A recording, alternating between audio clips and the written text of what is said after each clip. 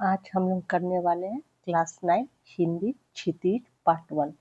आज हम लोग करेंगे काव्य खंड का कबीर की रचनाएं हैं। कबीर की रचनाएं में हम लोग करेंगे साखियां एवं शबद। तो सबसे पहले हम लोग कवि परिचय समझ लेते। कवि परिचय लिखना होगा तो उनमें 4 पॉइंट होना जरूरी है। 4 पॉइंट में क्या होगा? पहला तो जीवन परिचय होगा, उनकी रचनाएं होंगी, उनकी साहित्यिक विशेषताएं होंगी और भाषा शैली क्या है उनकी। तो ये चीज आप ध्यान में रखेंगे तो आप किसी भी कवि का कवि परिचय लिख सकते हैं। तो शुरू करते हैं, कबीर के बारे में पढ़ना, उनका जीवन परिचय जानते हैं। कबीर के जन्म और मृत्यु के बारे में अनेक किंवदंतियां प्रचलित है। कहा जाता है कि सन 1398 में काशी में उनका जन्म हुआ और सन 1518 के आसपास मगहर में देहांत। कबीर ने विधिवत शिक्षा नहीं पाई थी, परंतु सत्संग, पर्यटन तथा अनुभव से उन्होंने ज्ञान प्राप्त किया था। अब उनकी रचनाएं क्या क्या है वो देख लेते हैं। भक्तिकालीन निर्गुण संत परंपरा के प्रमुख कवि कबीर की रचनाएं मुख्यतः कबीर ग्रंथावली में संग्रहित है, किंतु कबीर पंथ में उनकी रचनाओं का संग्रह बीजक ही प्रमाणित माना जाता है। कुछ रचनाएं गुरु ग्रंथ साहब में भी संकलित है। मतलब कबीर की जो रचनाएं हैं कहाँ कहाँ पाई जाती है, तो गुरु ग्रंथ साहब में भी है, बीजक में भी है, कबीर ग्रंथावली में भी उनकी रचनाएं देखने को मिलती है। अब उनकी साहित्यिक विशेषताएं क्या क्या है? कबीर अत्यंत उदार, निर्भय तथा सद्गृहस्थ संत थे। राम और रहीम की एकता में विश्वास रखने वाले कबीर ने ईश्वर के नाम पर चलने वाले हर तरह के पाखंड, भेदभाव और कर्मकांड का खंडन किया। उन्होंने अपने काव्य में धार्मिक और सामाजिक भेदभाव से मुक्त मनुष्य की कल्पना की। ईश्वर प्रेम तथा ज्ञान तथा वैराग्य, गुरु भक्ति, सत्संग और साधु महिमा के साथ आत्मबोध और जगत बोध की अभिव्यक्ति उनके काव्य में हुई है। अब उनकी भाषा शैली कैसी थी वो देखते हैं। कबीर की भाषा की सहजता ही उनकी काव्यात्मकता की शक्ति है। जनभाषा के निकट होने के कारण उनकी काव्य भाषा में दार्शनिक चिंतन को सरल ढंग से व्यक्त करने की ताकत है। अब तो कबीर के बारे में हम लोग समझ लिया। अब थोड़ा सा हम लोग जब पढ़ेंगे कबीर का साखिया एवं शबद पढ़ेंगे, तो पहले हम लोग साखिया करेंगे। तो इससे पहले हम लोग उनका शब्द अर्थ देख लेते हैं, जिससे कि कबीर की साखिया पढ़ने में और समझने में आसानी होगी। तो हम लोग शुरू करते हैं साखिया का शब्द अर्थ देखना। मानसरोवर क्या किसे बोलते हैं? तो हिमालय पर स्थित एक पवित्र सरोवर है, उसे मानसरोवर कहते हैं। शुभर मतलब अच्छी तरह भरा हुआ, उज्जवल। हंसा, हंस को बोलते हैं। एक पक्षी है, या तो हंस कह सकते हैं, और हंस का तुलना यहाँ किससे किया गया है? तो भक्त से किया गया है। केली मतलब कीड़ा करना या खेलना। फल मोती को बोलते हैं। मुक्ता मतलब आजाद, मुक्त होकर बोलते हैं। अनंत अन्यत्र को बोलते हैं। प्रेमी प्रभु भक्त को बोलते हैं। विष मतलब पाप होता है। हस्ती हाथी को बोलते हैं। सहज स्वाभाविक को बोलते हैं। दुलीचा कालीन को बोलते हैं। डारी या डालकर बोलते हैं। स्वान मतलब कुत्ता होता है। झक मारना मतलब मजबूर होना, वक्त बर्बाद करना। पखा पखी पक्ष विपक्ष। कारणे कारण, जग संसार को बोलते हैं। भूलान भूला हुआ। निरपक्ष निष्पक्ष को बोलते हैं। सोई वही को बोलते हैं। सुजान ज्ञानी को बोलते हैं। मुआ मरा हुआ। खुदाई खुदा को बोलते हैं। जीविता जीवित रहता है। दुहू दोनों को बोलते हैं। कावा मुसलमानों का पवित्र तीर्थ स्थान है। काशी काशी मतलब हिंदुओं का पवित्र तीर्थ स्थान है। भया हो गया। मोट मोटा चून आटा को बोलते हैं। जीव भोजन को बोलते हैं। जन्मिया जन्म लेने वाला। शुभ्रन सोना को बोलते हैं। कलश घड़ा को बोलते हैं। शुरा मतलब शराब। तो अब हम लोग पढ़ना शुरू करेंगे साखिया। मान सरोवर सुभर जल, हंसा केली करही। मुक्ता फल मुक्ता चुगे, अब उड़ी अनंत न जाही। इसका मतलब क्या है? मान सरोवर के लबालब भरे जल में, मतलब हिमालय पर्वत पर एक सरोवर है जिसको कि मान सरोवर बोला जा रहा है। उस सरोवर में क्या है? उस सरोवर भरा हुआ है, उसमें जल, उसके जल में हंसा जो है सो क्रीड़ा कर रहे हैं, मतलब खेल रहे हैं। वो मुक्त भाव से सरोवर में मोती चुग रहे हैं, मतलब उस पर किसी प्रकार का बंधन नहीं, वो आजाद है और मोती चुग रहे हैं। उन्हें इस क्रीड़ा में इतना आनंद आ रहा है कि वो अब यहाँ से उठकर अन्य कहीं नहीं जाना चाह रहे। वो हंसा जो है उसको मोती चुगने में इतना अच्छा लग रहा है कि अब वो छोड़ मानसरोवर छोड़कर कहीं और नहीं जाना चाह रहा है। कहने का क्या मतलब है कि प्रभु भक्ति में लीन होकर परम आनंद भक्त जो है सो परम आनंद में लीन है। जो प्रभु भक्त जो होते हैं, भक्त लोग जो होते हैं प्रभु की भक्ति में लीन होते हैं, उन्हें मतलब इतना आनंद आ रहा है कि वो उसमें लीन है। वे मुक्त होकर मुक्ति का आनंद ले रहे हैं, मतलब उसे किसी प्रकार का कोई दबाव नहीं है।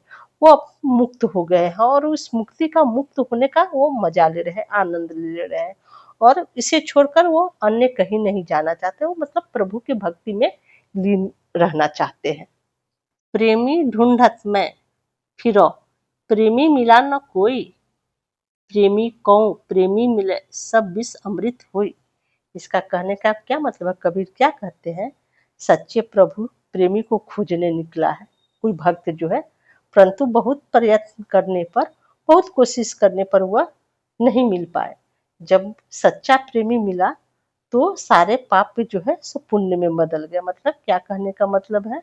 सब विष, विष मतलब क्या होता है? जितना पाप उप जो आदमी किए रहता है ना, सारा उनका जो पाप होता है सो अमृत में बदल जाता है और सारी वासनाएं उनकी नष्ट हो जाती है, दुर्भावनाएं समाप्त हो जाती है और मन में पवित्रता रूपी अमृत का संचार हो जाता है। जब तब कहने का क्या मतलब है? सच्चे प्रभु जो है प्रेमी के लिए आते हैं। प्रभु प्रेमी कम होते हैं, इसलिए वे आसानी से नहीं मिलते और जब मिल जाते हैं तो क्या होती है? उनकी विष, मतलब उनके शरीर में जो वासनाएं हैं, दुर्भावना, पापों का प्रतीक है, सारा वो मुक्त होकर आनंद, पुण्य और सद्भावनाओं में वो मिल जाते हैं। कहने का मतलब है दो भक्तों की सत्संगति से सारे पाप नष्ट हो जाते हैं और पुण्य का उदय होता है। इस प्रकार विष जो है सो अमृत बन जाता है। हस्ती चढ़िए ज्ञान को सहज दुलीचा डारी, स्वान रूप संसार है भूखन दे झक मारी। अब इसमें क्या कह रहे हैं कबीर जो है तो साधकों को, मतलब भक्त जनों को क्या बोल रहे हैं? तुम ज्ञान रूपी हाथी पर सहज समाधि रूपी आसन बिछाकर निश्चिंतता से चलते रहो। यह संसार तो कुत्ते के समान है जो हाथी को चलते देखकर व्यर्थ ही भौंकता रहता है, उससे तुम्हारा कुछ बिगड़ने वाला नहीं है। कहने का क्या मतलब है? साधक जो है जो प्रभु में लीन होते हैं तो दुनिया वालों की क्या आदत होती है? निंदा करने का, मतलब उसकी शिकायत करने का। तो वो क्या कहते हैं कि तुम बिना परवाह किए साधना पथ पर चलते रहो। मतलब हाथी को देखकर जैसे कुत्ता भूखते रहता है तो हाथी इसकी वजह से चलना छोड़ नहीं ना देता है, वो चलते रहता है। कुत्ता का काम है भूखना, हाथी का काम है चलना। तो इसीलिए कबीर जो है सो कहते हैं, साधक को कहते हैं जो प्रभु की भक्ति में लीन रहते हैं, से बोलते हैं कि तुम दुनिया की परवाह किए बिना साधना पथ पर चलते रहो। पखा पखी के कारणे सब जग रहा भुलान, निरपख होई के हरि भजे सोई संत सुजान। अब इसमें क्या कहा जा रहा है? पखा पखी मतलब पक्ष विपक्ष को बोला जा रहा है। कबीर कहते हैं कि आज सारा संसार पक्ष विपक्ष में पड़ गया है। लोग तर्क वितर्क के चक्कर में ईश्वर को भूल गए हैं। सच्चा संत वही है जो निष्पक्ष होकर ईश्वर की भजन करता है, मतलब उसे तर्क की जरूरत नहीं होती है, पक्ष विपक्ष की जरूरत नहीं होती है। वो सच्चे मन से, मतलब सच्चा संत वही है, जो भक्त वही है जो सब कुछ भूलकर ईश्वर को याद करता है, भजन करता है। हिंदू मुआ राम कही, मुसलमान खुदाई, कहे कबीर सो जीवता जो दूही के निकट न जाई।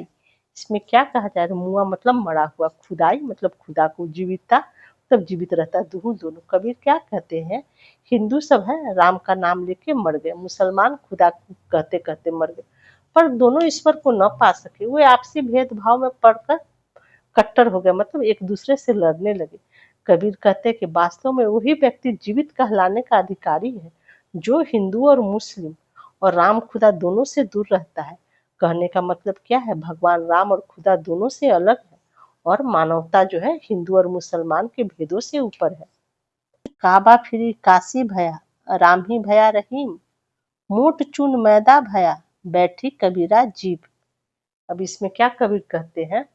हिंदू मुसलमान के भेदभाव से उठकर जब ऊपर कुछ और, मतलब उठकर निष्पक्ष होकर जब सोचते हैं तो उनके लिए कबीर क्या कहते हैं? मुसलमान का पवित्र स्थान काबा है, काशी हिंदुओं का पवित्र हो गया। राम का नाम रहीम के समान पवित्र हो गया, जिससे मैं मोटा आटा समझकर अखाद्य समझता था, मतलब उसे समझते थे कि ये मोटा आटा जो होता है जिसे जो खाने लायक नहीं होता है। बाद में उन्हें पता चलता है तो वही बारीक मैदा हो जाता है और उसे बैठकर आराम से खा रहा हूँ। आशय यह है, कहने का मतलब ये है कबीर का कि धार्मिक भेदभाव के नष्ट होने पर मन में हिंदू मुसलमान और राम रहीम के नाम पर बसी दुर्भावनाएं जो है सो दूर हो गई। ऊंचे कुल का जन्मिया जे करनी उच्च न होई, शुभ्रन कलश सूरा भरा साधु निंदा न सोई। अब इसमें कबीर क्या कहते हैं, यदि कोई मनुष्य ऊंचे कुल में जन्मा है किंतु उसके कर्म ऊंचे नहीं है तो क्या लाभ। सोने का घड़ा अगर शराब से भरा है तो भी साधु लोग ऐसे पात्र की निंदा करते हैं। आशा है कि मनुष्य कर्म से महान बनता है न कि जन्म से। शब्द में 2 पद दिए गए हैं, तो शब्द शुरू करने से पहले शब्द का भी हम लोग शब्द अर्थ समझ लेते हैं जिससे कि उसे भी समझने में आसानी हो।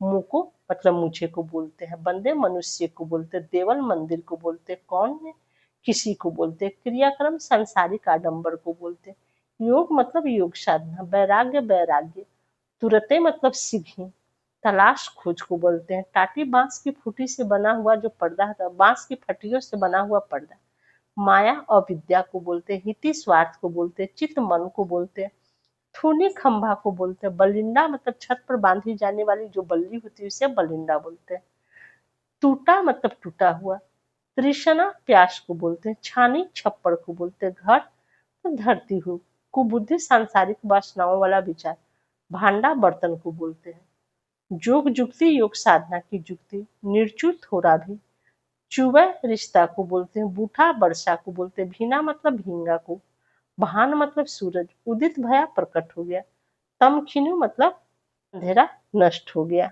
मुँह को कहाँ ढूंढे बंदे, मैं तो तेरे पास में। अब इसमें कबीर क्या कह रहे हैं, मनुष्य से क्या कह रहे हैं, संबोधित करते हुए कबीर कह रहे हैं कि भगवान जो बोल रहे हैं कि तुम मुझे क्यों ढूंढ रहा हूँ, मैं तो तुम जो चारों तरफ जो ढूंढ रहे हो, मंदिर मस्जिद कर रहे हो, तो वहां मैं नहीं, मैं तो तुम्हारे पास में हूँ। ना मैं देवल ना मैं मस्जिद ना काबे कैलाश में, कहते हैं कि न मैं मंदिर में रहता हूँ, न मस्जिद में रहता हूँ, न मुसलमान के तीर्थ काबा में निवास करता हूँ, न हिंदुओं के कैलाश पर्वत पे, ना तो कोने क्रियाक्रम में, नहीं योग वैराग में। अब क्या कह रहे हैं, न तो मैं किसी विशेष क्रिया करने से मिलता हूँ, न किसी कर्म कांड से, और न मैं योग साधना करने से मिलता हूँ। खोजी होए तो तुरते मिली, पल भर की तलाश में। अब क्या बोल रहे हैं, मैं तो सब जगह व्याप्त हूँ, तो मैं चारों तरफ हूँ। यदि सच्चा खोजने वाला भक्त हूँ, जिसके मन में मुझे पाने की सच्ची इच्छा हो, ललक हो, तो मैं उसे तुरंत दर्शन देता हूँ, मतलब तुरंत मैं मिल जाता हूँ। कहे कबीर सुनो भाई साधु, सब श्वासों की श्वास में। अभी क्या कहते हैं कबीर जो बोलते हैं, सब संत सबको बोलते हैं सुनो, वह परमात्मा जो है सब प्राणियों में विद्यमान है। जैसे सांस तुम्हारे भीतर है वैसे परमात्मा भी तुम्हारे भीतर निवास करते हैं, वह प्राण बनकर तुम्हारे भीतर समाये हुए हैं।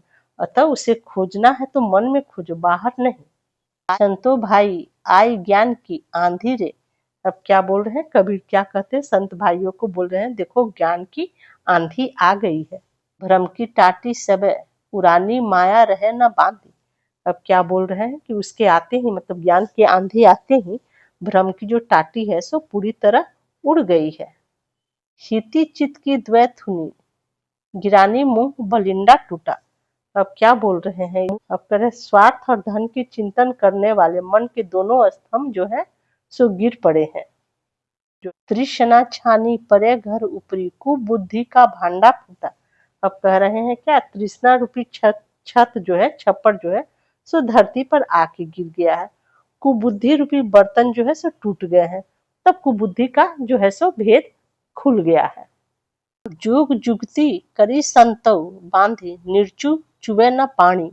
अब मतलब इसमें क्या कह रहे हैं, कबीर कह रहे हैं संत से क्या बोल रहे हैं, योग साधना की युक्तियों से नए छप्पर का निर्माण किया जा रहा है। यह निर्माण ऐसा मजबूत है कि उसमें पानी की एक बूंद भी नहीं टपक सकती है। कुर कपट काया का निकस्या, हरि की गति जब जानी।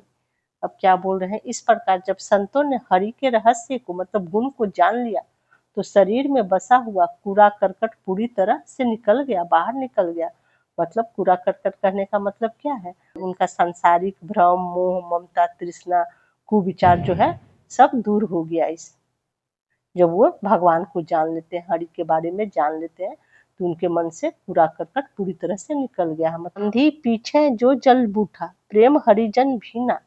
मतलब क्या कह रहे हैं, इस ज्ञान की आंधी के पश्चात भक्त रूपी जो है जल की वर्षा हुई है, जिसके प्रेम में हरि के सभी भक्त जो है सो भींग गए हैं। कहे कबीर भान की प्रगटे उदी भया तम खीनी। अब इस प्रकार कबीर क्या कह रहे हैं, ज्ञान रूपी सूर्य प्रकट होने पर जो भी अंधकार था वह भी समाप्त हो गया है। मतलब क्या कहा जा रहा है, इस प्रकार ज्ञान रूपी सूर्य के प्रकट होने पर जो भी अंधकार शेष था वह भी समाप्त हो गया। इस प्रकार हम लोग कबीर का साखिया और शब्द पढ़े। नेक्स्ट वीडियो में हम लोग इस चैप्टर का प्रश्न और अभ्यास करेंगे।